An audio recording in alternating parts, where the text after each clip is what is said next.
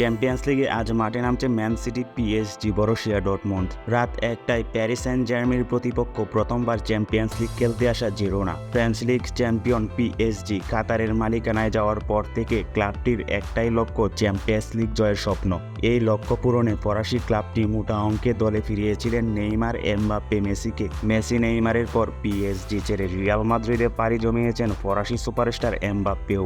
Luis এনরিকের অধীনে গেল বছর চ্যাম্পিয়ন্স লিগের সেমিফাইনালে পৌঁছে গিয়েছিল পিএসজি। ডর্টমুন্ডের কাছে হেরে ফাইনালের স্বপ্নভঙ্গ হয় ফরাসি ক্লাবটির।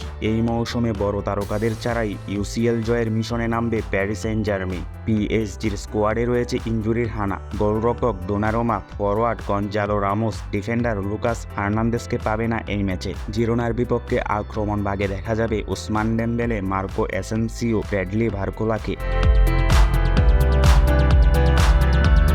এদিকে রাত 1টায় ইতিহাদ স্টেডিয়ামে ইন্টার মিলানের মুখোমুখি হবে ম্যানচেস্টার সিটি। পেপ গার্দিওলার হাত ধরে এই ইন্টারকে হারিয়ে প্রথমবার ইউরোপ সেরার মুকুট জয় করেছিল সিটি। মিডফিল্ডার রদ্রির একমাত্র গোলে জয় পেয়েছিল ম্যান সিটি।